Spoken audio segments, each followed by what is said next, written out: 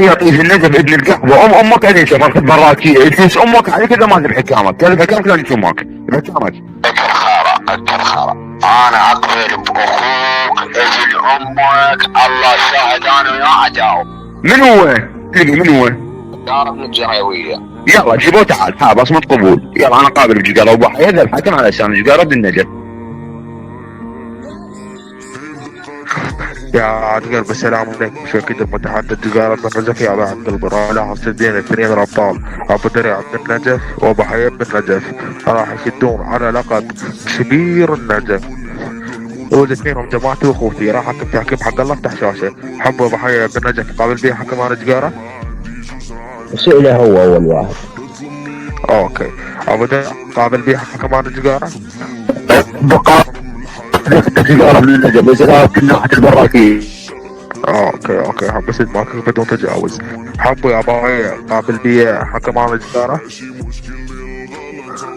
ايه ابو قابل 1,000,000%. اوكي حب اسد معك 1,000,000% بصمت. حبي ابو حي بن النجف وقعت عليك النقطة الأولى السبب اللي ثابت في المفردة خصمك أبو درع قابل بها النقطة؟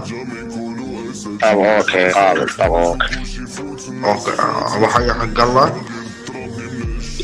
حق الله الله حق الله محمد. أوكي حب سيد معك. يلا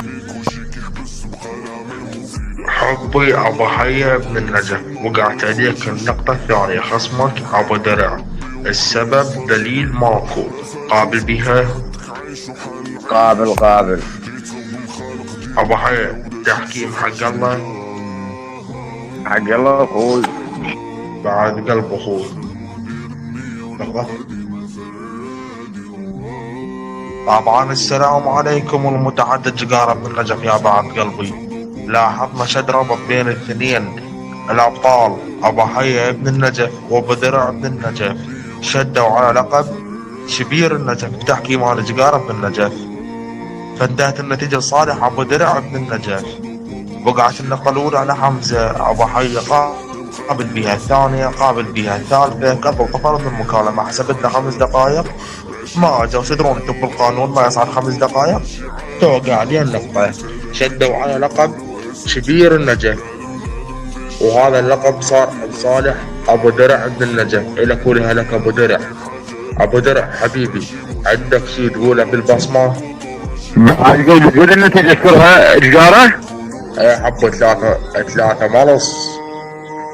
بعد قلبي سدن على لقب شبير النجف مع العلم ابو حي يسلك باسمي ما شبير النجف. يا بعد قلبي ومع العلم بصمه هو بي ذبح حكم مو جقارة؟ ايه وصلتنا البصمة هو شامرنا حكم. يا بعد قلبي يا حبيبي رحم الله والديك اقول عندك بالفطاحل ما عندك ليك انا بطيح ما في الحاط بين لسان الشيء تبلع لعيون فرقة اليهود ولعيون عافيتي ناطح السحب ماهر.